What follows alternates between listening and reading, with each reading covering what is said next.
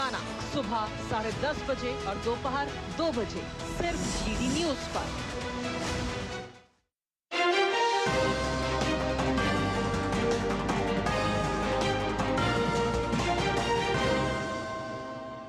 नमस्कार, आप देख रहे हैं डीडी न्यूज। आपके साथ मैं हूं पराक्रम सिंह शेखावत। बताएंगे आपको इस वक्त की बड़ी खबरें। समाचार की शुरुआत सुर्खियों के साथ। जोहान्सबर्ग में G20 शिखर सम्मेलन का समापन। तीसरे सत्र में प्रधानमंत्री नरेंद्र मोदी ने रखा टैलेंट मोबिलिटी का ग्लोबल फ्रेमवर्क तैयार करने का प्रस्ताव। कहा AI में सुनिश्चित हो प्रभावी मानव निरीक्षण, सुरक्षा और पारदर्शिता। प्रधानमंत्री की दक्षिण अफ्रीका के राष्ट्रपति के साथ द्विपक्षीय बैठक। वाणिज्य, संस्कृति, निवेश के संबंधों को बढ़ावा देने पर चर्चा। जापान की पीएम साने तकाइची, जमैका के पीएम एंड्रयू होल्नेस और नीदरलैंड के प्रधानमंत्री और कनाडा के प्रधानमंत्री से भी की मुलाकात।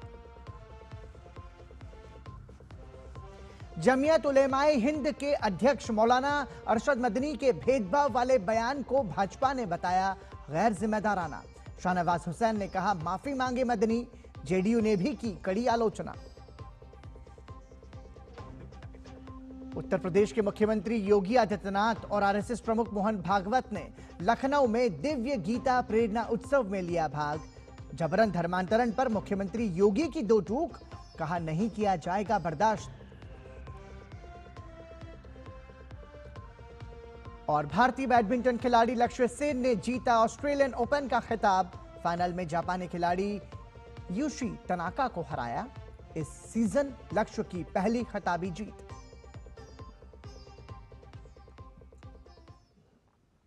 दक्षिण अफ्रीका के जोहान्सबर्ग में G20 शिखर सम्मेलन संपन्न हो गया। राष्ट्रपति सिरिल रामाफोसा ने सम्मेलन के समापन की घोषणा की। उन्होंने समूह की अध्यक्षता अमेरिका को सौंपे जाने की घोषणा की।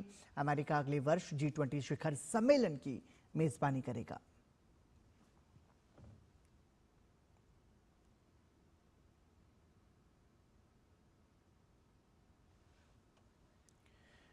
तो जोहान्सबर्ग में G20 शिखर सम्मेलन संपन्न हो गया। आपको बता दें कि प्रधानमंत्री Narendra Modi G20 leaders summit में शिरकत करने के लिए 3 दिन की दक्षिण अफ्रीका के दौरे पर रहे।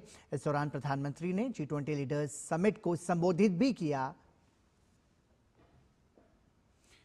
इससे पहले प्रधानमंत्री नरेंद्र मोदी ने G20 शिखर सम्मेलन के तीसरे सत्र को संबोधित किया। प्रधानमंत्री ने कहा कि जैसे जैसे टेक्नोलॉजी आगे बढ़ रही है, अवसर और संसाधन दोनों कुछ ही हाथों में केंद्रित हो रहे हैं।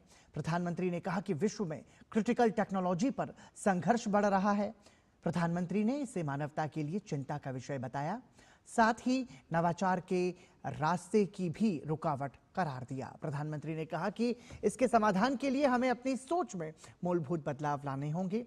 प्रधानमंत्री ने ऐसे टेक्नोलॉजी एप्लीकेशंस को बढ़ावा देने पर जोर दिया जो वित्त केंद्रित के बजाय मानव केंद्रित हों।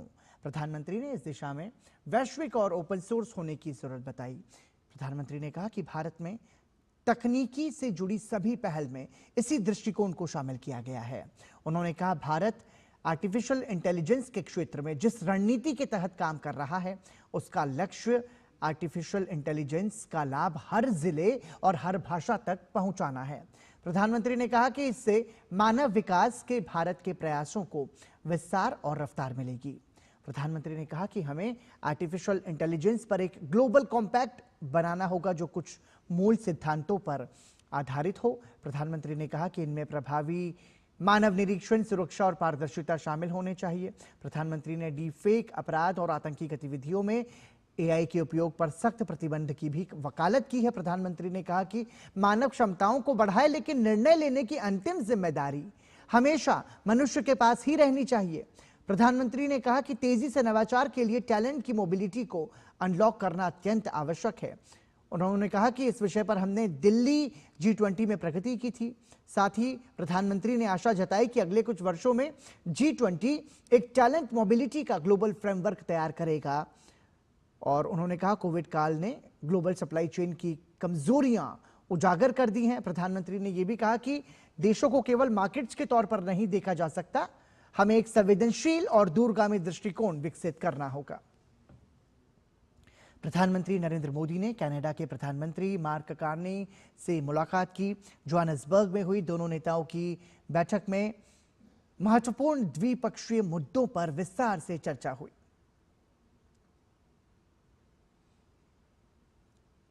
जोहान्सबर्ग में प्रधानमंत्री नरेंद्र मोदी और जापान की उनकी समकक्ष साने तकाइची की द्विपक्षीय बैठक हुई। बैठक में भारत जापान सहयोग से जुड़े विभिन्न पहलुओं पर विस्तार से चर्चा हुई।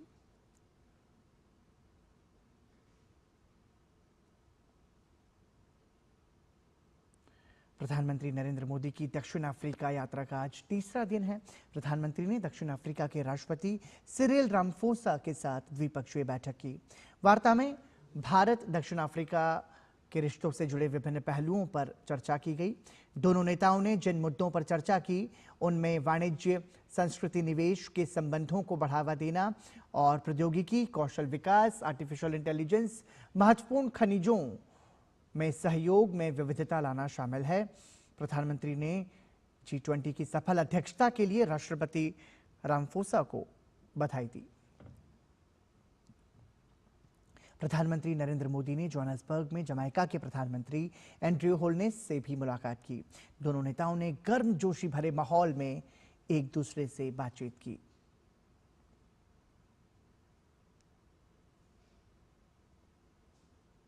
प्रधानमंत्री नरेंद्र मोदी ने जोहान्सबर्ग में नीदरलैंड के प्रधानमंत्री डिक शूफ से मुलाकात की। दोनों नेताओं ने द्विपक्षीय सहयोग पर चर्चा की।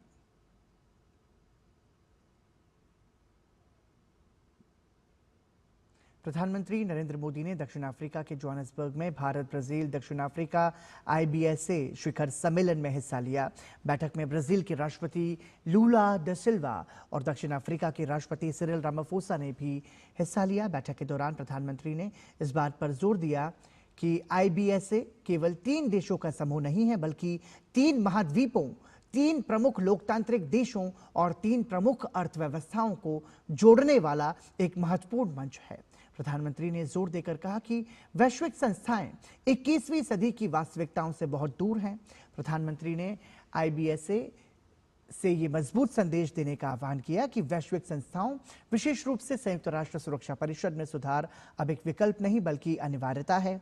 आतंकवाद की रोकथाम के संबंध में प्रधानमंत्री ने घनिष्ठ समन्वय की आवश्यकता पर बल दिया। प्रधानमंत्री ने कहा कि आतंकवाद से लड़ते समय दोहरे मानदंडों के लिए कोई जगह नहीं होनी चाहिए। प्रधानमंत्री ने मानव केंद्रित विकास सुनिश्चित करने में प्रौद्योगिकी की महत्वपूर्ण भूमिका को रेखांकित किया। साथ ही प्रधानमंत्री ने तीनों देशों के बीच UPI जैसे डिजिटल सार्वजनिक बुनियादी ढांचे, कोविन जैसे स्वास्थ्य प्लेटफॉर्म्स, साइबर सुरक्षा ढांचे और महिलाओं के नेतृत्व वाली तकनीकी पहलों को साझा करने के लिए IBSA डिजिटल इनोवेशन अलायंस की स्थापना का प्रस्ताव रखा। प्रधानमंत्री ने सुरक्षित, विश्वसनीय और मानव केंद्रित AI मानदंडों के विकास में योगदान देने की IBSA की क्षमता पर भी जोर दिया। प्रधानमंत्री ने IBSA नेताओं को अगले साल भारत में आयोजित होने वाले AI इम्पैक्ट समिट में शामिल होने के लिए आमंत्रित किया। साथ ही प्रधानमंत्री ने कहा कि IBSA एक दूसरे के विकास के पूरक और सतत विकास के लिए एक उदाहरण बन सकते हैं। प्रधानमंत्री ने मोटे अनाज, प्राकृतिक खेती, आपदा प्रतिरोधक क्षमता, हरित ऊर्जा, पारंपरिक औषधियों और स्वास्थ्य सुरक्षा जैसे क्षेत्रों में सहयोग के अवसरों पर भी प्रकाश डाला। प्रधानमंत्री ने जलवायु अनुकूल कृषि के लिए IBSA कोष का प्रस्ताव रखा। यहां रुक रहे हैं एक छोटे से ब्रेक के लिए, बने रहिए हमारे साथ। MDH का किचन किंग किचन में हो तो हम सब कुछ बना सकते हैं। बैंगन का भरता, आलू गोभी, भिंडी मसाला और भी बहुत कुछ। MDH 80 करोड़ लोगों को मुफ्त राशन की सौगात है। 1 नहीं, 2 नहीं, ये 5 साल तक की बात है। मुफ्त में आपको अन्न मिलेगा, हर परिवार हर मंथ मिलेगा, कहीं भी किसी भी राशन की दुकान से मिलेगा। ये मोदी की गारंटी है। जी हाँ, प्रधानमंत्री गरीब कल्याण अन्न योजना के तहत 1 जनवरी 2024 से आने वाले 5 सालों तक गरीब और अंत्योदय परिवारों को हर माह मुफ्त राशन मिल रहा है। मुसीबतों की छुट्टी, मोदी की गारंटी। जरा सी हंसी, दुलार जरा सा, जरा सी अनबन, प्यार जरा सा,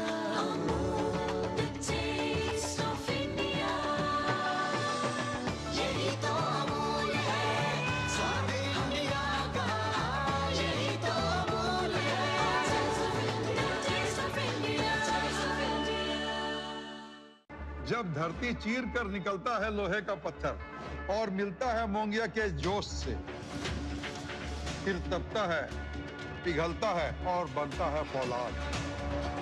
अब होता है सरिया सारी खूबियों के साथ। मोंगिया स्टील, मजबूत देश का मजबूत सरिया। सुनो, एक अच्छी इंश्योरेंस पॉलिसी एआई से पूछते हैं। एक ऐसी पॉलिसी जिसमें प्रीमियम पेमेंट हो लिमिटेड पर इनकम आती रहे लाइफ टाइम। LIC का जीवन उत्सव। एक ऐसी पॉलिसी जो दे होल लाइफ इंश्योरेंस कवर भी। LIC का जीवन उत्सव। वाओ, चलो तो LIC की जीवन उत्सव पॉलिसी ही लेते हैं। मैं भी तुमसे यही कह रही थी, LIC का जीवन उत्सव। लाइफ टाइम सेलिब्रेशन मनाइए LIC के जीवन उत्सव के साथ, फ्यूचर सेट है। गोल्डी छोले मसाले, जहाँ जाए रिश्ते बनाए। गोल्डी लाए हैं फ्रेश लॉक टेक्नोलॉजी, जो रखे मसालों को हर समय फ्रेश। ब्रेक के बाद एक बार फिर आपका स्वागत। आप देख रहे हैं समाचार।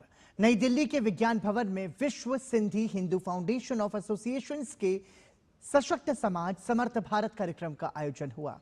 कार्यक्रम में लोकसभा अध्यक्ष ओम बिरला भी शामिल हुए। लोकसभा अध्यक्ष ने कार्यक्रम को संबोधित करते हुए सिंधी समाज की एकता और सेवा भावना की सराहना की। उन्होंने कहा कि सिंधी समाज की उद्यमशीलता, सेवा भावना और अदम्य पुरुषार्थ ने न केवल चुनौतीपूर्ण परिस्थितियों में नई शुरुआत की, बल्कि राष्ट्र की आर्थिक, सामाजिक और सांस्कृतिक शक्ति को भी नई दिशा दी है।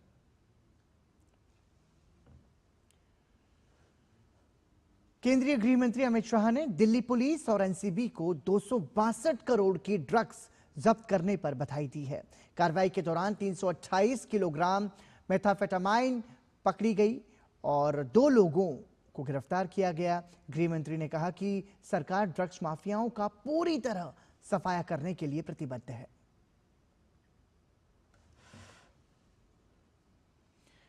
रक्षा मंत्री राजनाथ सिंह यहां रुकेंगे। छोटे से ब्रेक के लिए आप बने रहिए हमारे साथ। अब आया असली स्वाद। अब आया स्वाद। जब स्वाद के पड़े हो लाले, तो MDH का चंकी चाट मसाला डालें। MDH का चंकी चाट मसाला। MDH। कौन है जो जोड़े देश को? विकसित भारत का विकसित भारत। मिलिए ग्रो प्लस से। हमारा भरोसेमंद कोरोमंडल लेकर आया है एनफोर्स तकनीक वाला 5 पोषक तत्वों से भरा ग्रो मोर ग्रो प्लस। इसे इस्तेमाल करने से पौधों को मिले अधिक पोषण, जिससे न केवल आपको बम्पर फसल मिले, बल्कि मिट्टी भी स्वस्थ और उपजाऊ बने। ग्रो प्लस अब एनफोर्स तकनीक के साथ, सर्वोत्तम तकनीक, सफलता का प्रतीक। गोल्डी छोले मसाले, जहाँ जाए रिश्ते बनाए। गोल्डी लाए हैं फ्रेश लॉक टेक्नोलॉजी, जो रखे मसालों को हर समय फ्रेश। मेरी पसंद, मेरी पसंद, मेरी पसंद, मेरी पसंद, हमारी पसंद, हम सबकी पसंद। मजबूत देश का मजबूत सरिया, मोंगिया स्टील। प्लेटफॉर्म नंबर 2 से चलने वाली सुपरफास्ट एक्सप्रेस के यात्रियों आई एम हियर। तुम्हें नहीं, इसे मोबाइल चार्ज करना, दिमाग चार्ज कर अपना। ऐसे पब्लिक पोर्ट से फोन चार्ज किया तो पर्सनल डेटा होगा पब्लिक। देखा? पापा रुको, मैं पे करता हूँ। No signal. अब क्या करोगे? फ्री वाईफाई है ना? बुद्धू सुधर जा। पेमेंट्स के लिए नो ओपन वाईफाई। यानी फ्रॉड को करो बाय बाय। RBI कहता है, करो सही शुरुआत, बनो फाइनेंशियली स्मार्ट। MDH केसर का हो बहाना, कश्मीरी पुलाव या वो बिरयानी खाना, केसरी चाय दूध, रसमलाई, केसरी लड्डू, हलवा याद आना। यही तो है MDH केसर का बहाना। MDH शुद्ध केसर, खुशबू ऐसी जो दिल जीत ले। MDH। ब्रेक के बाद एक बार फिर आपका स्वागत। रक्षा मंत्री राजनाथ सिंह नई दिल्ली में सिंधी समाज सम्मेलन में शामिल हुए। इस मौके पर सिंधी समाज के लोगों को संबोधित करते हुए उन्होंने नागरिकता संशोधन कानून पर बात की। उन्होंने कहा कि इस कानून के लागू होने के बाद हमारे पड़ोसी देशों के भाइयों बहनों को भारत में सम्मान के साथ जीने का अधिकार मिल रहा है। उन्होंने कहा कि हमारी सरकार ने उनकी जितनी मदद की, उतनी पहले की सरकारों ने कभी नहीं की। हमारी सरकार ने कई पड़ोसी देशों से धार्मिक उत्पीड़न से बचने के लिए वर्ष 2024 तक भारत आए अल्पसंख्यक समुदायों के सदस्यों को बिना पासपोर्ट के भारत में रहने की अनुमति दी है। आज मैं कह सकता हूं कि हमारे पड़ोसी देशों के इन भाइयों और बहनों का सम्मान से ही जीने का अधिकार भारत में मिल रहा है और इस अधिकार को दुनिया की कोई ताकत छीन नहीं सकती। पड़ोस के कई देशों में अल्पसंख्यक समुदाय वर्षों से यातना झेलता रहा है।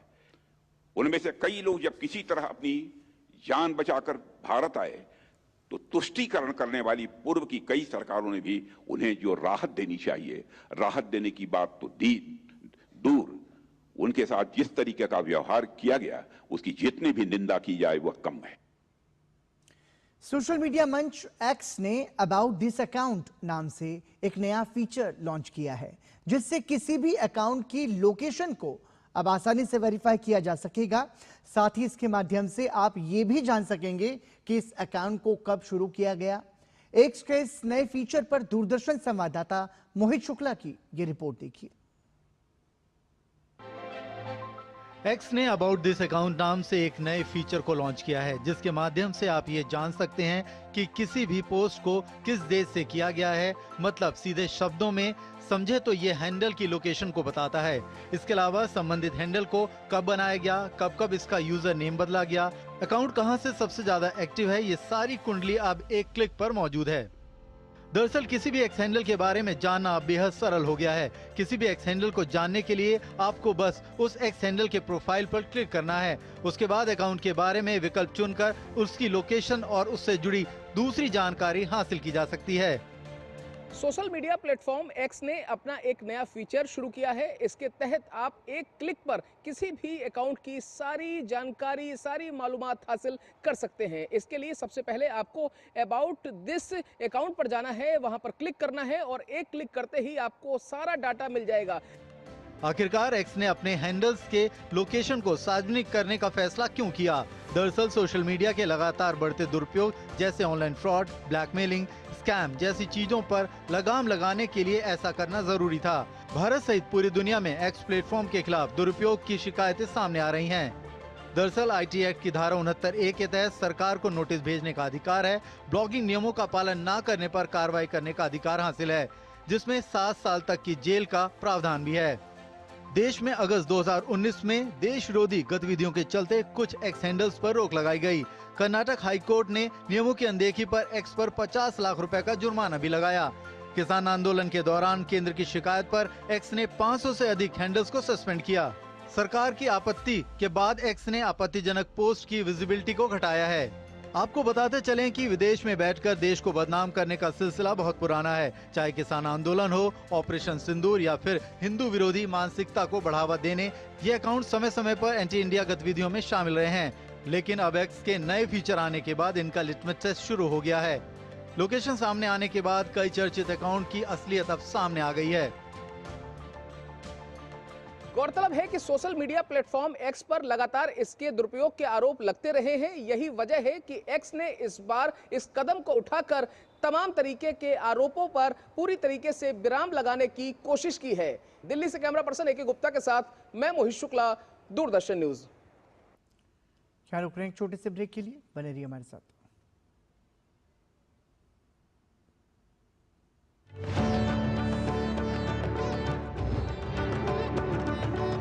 दिल्ली में श्री गुरु तेग बहादुर जी की 350वीं शहीदी दिवस का आयोजन।